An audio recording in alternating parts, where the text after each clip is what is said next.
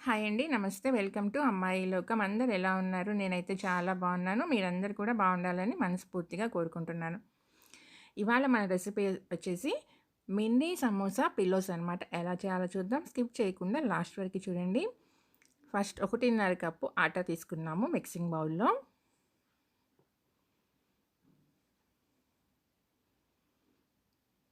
దీంట్లో వచ్చి కొంచెం సాల్ట్ వేసుకుందాము.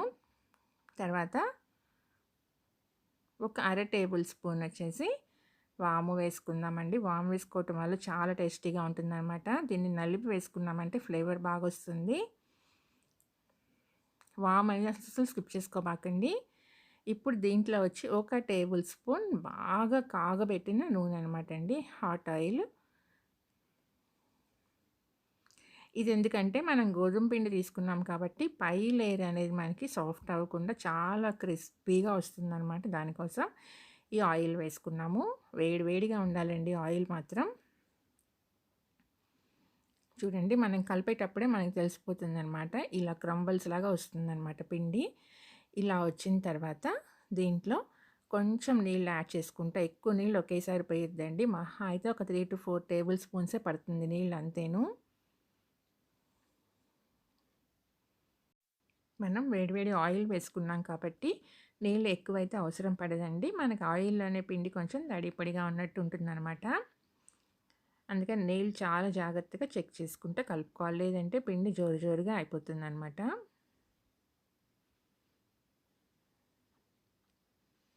గట్టిగా చపాతీ పిండి ముద్దలాగా కలిపేసుకుందాము.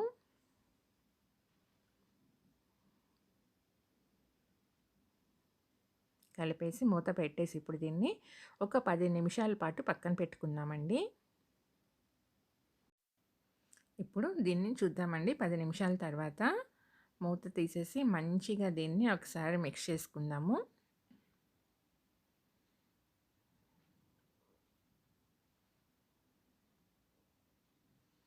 చూడండి, పిండి ఇలా అన్నప్పుడు మనం చేత్తో లోపల లేయర్స్‌గా ఎలా వస్తుంది కదా!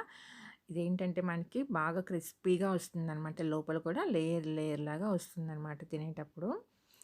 ఇది పక్కన పెట్టేసుకుని ఇప్పుడు మిక్సింగ్ బౌల్‌లో మనం 2 బంగాళదుంపలు మీడియం సైజ్‌వండి ఉడకపెట్టుకొని పెట్టుకున్నామనమాట. దీన్ని చీజ్ గ్రేటర్‌తో తురిమేసుకుందాము. అప్పుడే మనకి ఫైన్‌గా వస్తుందనమాట. ఉండలు కానీ, గడ్డలు కానీ ఏమి లేకుండా.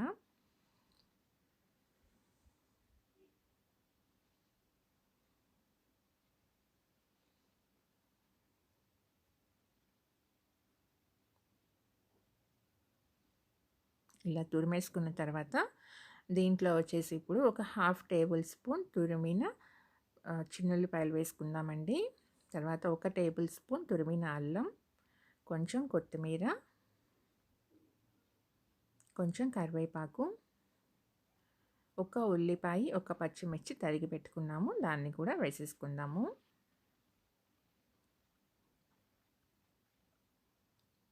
రుచికి సరిపడినంత ఉప్పు వేసుకుందామండి.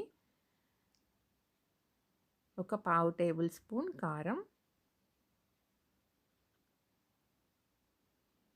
ఒక అర టేబుల్ స్పూన్ జీలకర్ర,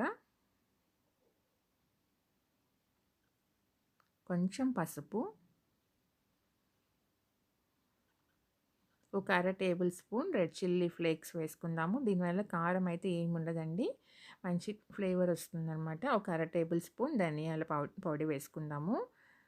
వేసుకుని అంతా మంచిగా మిక్స్ చేసేసుకొని పక్కన పెట్టేసుకుందామండి.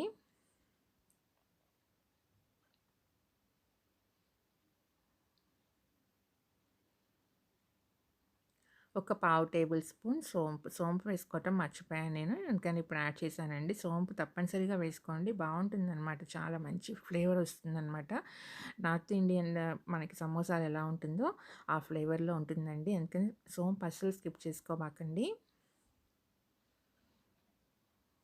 ఇప్పుడు దీన్ని మనకు కావాల్సిన సైజులో పిండి ముద్దలు తీసుకొని మరీ పలుచగా కాకుండా మరీ మందంగా కాకుండా మనం రోల్ చేసుకుందాము. చూడండి, ఈ థిక్నెస్లో ఉంటే సరిపోతుందనమాట. ఇది మనకి రౌండ్గా ఉంది కాబట్టి ఎడ్జెస్ మాత్రం తీసేసుకుందాము స్క్వేర్గా వచ్చేటట్టుగా.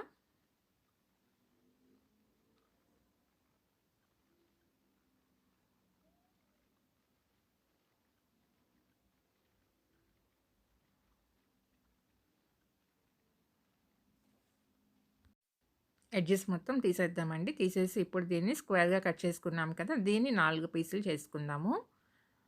మీకు పెద్ద పిల్లోస్‌లాగా కావాలంటే దీన్ని 2గానే అట్టు పెట్టుకోండి. నేను చిన్నయి చేయబోతున్నాను కాబట్టి దీన్ని 4 పీసులుగా చేశాననమాట. చూడండి ఒక పీస్ తీసుకొని, ఇప్పుడు దీంట్లో వచ్చి మన బంగాళదుంప స్టఫింగ్ ఉంది కదా! దాన్ని ఈ కొంచెం క్వాంటిటీని చిన్న సిలిండర్ లాగా చూడండి ఇలా చేసేసి ఒక రోల్ లాగా దీనికి సరిపడినంత సైజులో పెట్టేసుకుందాము. పెట్టి జస్ట్ ఆ ఎండ్, ఈ ఎండ్ క్లోజ్ చేసుకోవటమే అంతేను. మీరు పెద్ద పెద్దవి గనక చేయాలనుకున్నారనుకోండి, దీన్ని 2 పీసులుగానే అట్టి పెట్టుకోండి. దీనికి ఇంకా మనం ఎడ్జెస్‌లో కూడా ఏమి చేయాల్సిన అవసరం లేదు. పిండిని ప్రెస్ చేస్తేనే సరిపోతుందనమాట. లాక్ అయిపోతుంది. ఇంకొకటి కూడా చూపిస్తాను చూడండి.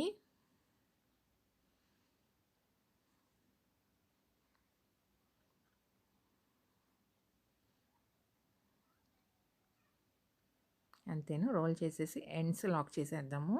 ఇంకా మీకు డౌట్ గనక ఏదన్నా ఉంది ఓపెన్ అయిద్దేమో ఆయిల్‌లో అన్నట్టుగా కనుక ఉంటే ఫోర్క్ తీసుకొని ఎడ్జెస్ అన్నీ ప్రెస్ చేసేసుకోండి చక్కగా.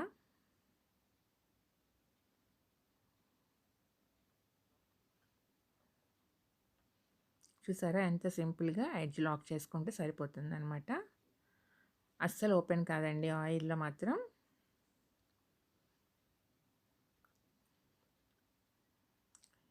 దీన్ని మీరు ఫోర్క్‌తో చూడండి ఇలా ప్రెస్ చేశారంటే ఎడ్జెస్ అనేది లాక్ అయిపోతుందనమాట. మీకు ఓపెన్ అవుతుందనే భయం కూడా ఉండదు.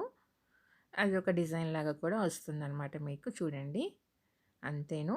ఆయిల్ వేడెక్కిన తర్వాత దీంట్లో పట్టినన్ని వేసుకొని మనం లో టు మీడియం ఫ్లేమ్‌లో పెట్టుకొని ఫ్రై చేసుకున్నామంటే మంచి కలరు, మంచి క్రిస్పీగా వస్తుందనమాట. చాలా టేస్టీగా ఉంటుందండి. పిల్లలైతే చాలా బాగా ఎంజాయ్ చేస్తారనమాట. ఈవినింగ్ టీ టైమ్ స్నాక్‌లోకి సూపర్‌గా ఉంటుంది. పిల్లలకైతే సాస్‌తో పాటు వాళ్ళకి చాలా బాగా నచ్చుతుంది.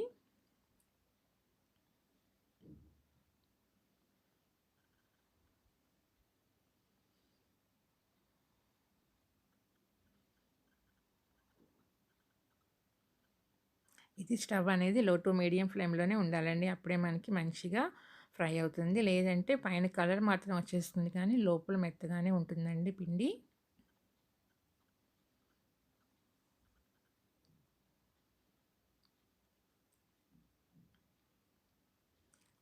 చూసారు కదా! ఎంత మంచిగా ఫ్రై అయిపోయిందో. చేయటం చాలా ఈజీ అండి.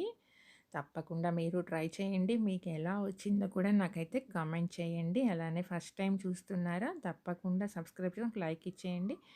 మీ ఫ్రెండ్స్‌కి, ఫ్యామిలీ మెంబర్స్‌కి షేర్ చేయండి.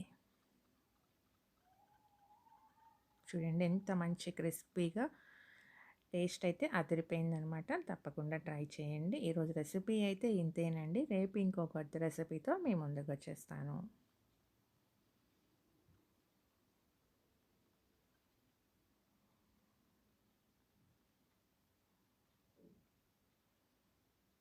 చూడండి ఎంత క్రిస్పీగా ఉందో.